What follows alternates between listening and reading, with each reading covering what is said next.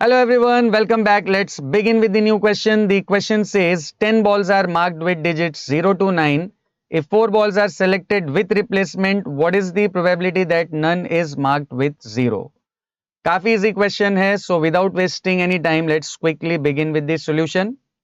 First of all ये जो question है ये क्लियर कट बाइनोमियल डिस्ट्रीब्यूशन का केस है एंड बाइनोमियल डिस्ट्रीब्यूशन में आपको जब भी कोई भी प्रोबेबिलिटी फाइंड करनी हो तो आपको सीधे सीधे एक छोटा सा फॉर्मूला यूज करना है. What is the formula? The formula is this. Probability of x equal to x is given by ncx into p raised to x into q raised to n minus x. अब हमें भी क्या find करनी है? Probability. तो यही formula use करना है. बट ये फॉर्मूला यूज करने के लिए सबसे पहले हमें एन पी एंड क्यू की वैल्यूज फाइंड करनी पड़ेगी. तो चलिए सबसे पहले इन तीनों की वैल्यूज हम फाइंड कर लेते हैं. यहाँ पर देखिए टोटल कितने बॉल्स है? 10 बॉल्स, राइट. और उनके ऊपर मार्किंग क्या है? 0 से लेके 9 तक लिखा हुआ है. एंड उनमें से हम कितने बॉल्स को सेलेक्ट कर रहे हैं? 4 बॉल्स को, मीनिंग सैंपल इज 4. तो n और sample is 4, n equal to 4 in this case. अब यहाँ पर बात किस चीज की हो रही है कि जो बॉल है उस पर मार्किंग क्या होनी चाहिए? 0, राइट. तो हम भी जो हमारा रैंडम वेरिएबल है x उसको क्या ले लेंगे? Number of balls marked with 0. तो अगर x जो है वो number of balls marked with 0 है तो x की क्या क्या पॉसिबल वैल्यूज हो सकती है? देखिए क्योंकि टोटल हम 4 बॉल्स को ड्रॉ कर रहे हैं, राइट. तो हो सकता है कि एक भी बॉल पे जो है मार्किंग वो 0 की ना हो, या एक बॉल पे मार्किंग 0 हो, या 2 बॉल पे, या 3 पे, या हो सकता है कि चारों के चारों बॉल पे जो मार्किंग है वो क्या हो? 0 मार्किंग हो, करेक्ट.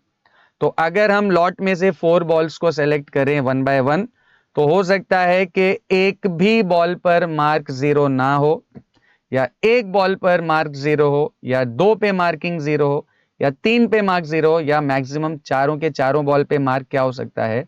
0. तो these are the possible values of x.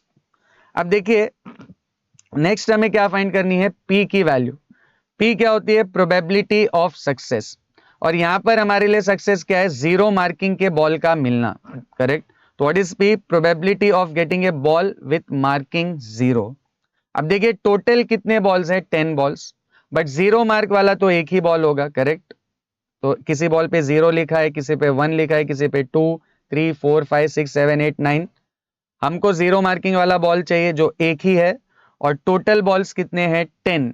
तो ये जो p है, p की वैल्यू क्या हो जाएगी? 1/10. सिंपल है. अब नेक्स्ट हमें क्या फाइंड करनी है? q की वैल्यू. q क्या होता है? Probability of failure.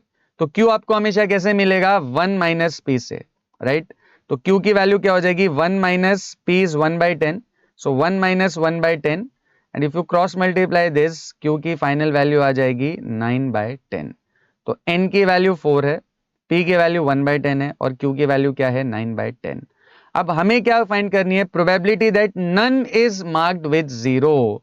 Probability that none is marked with 0 मतलब x की वैल्यू क्या है? 0. उसकी प्रोबेबिलिटी हमें फाइंड करना है, राइट. अब काफी इजी है. प्रोबेबिलिटी के लिए फॉर्मूला क्या है? ये ncx p raise to x into q raise to n minus x.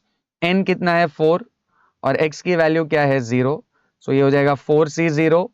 p की वैल्यू है 1/10 एंड 1/10 रेज टू x मतलब 1/10 रेज टू 0. q की वैल्यू है 9/10. तो 9/10 रेज टू 4 माइनस 0.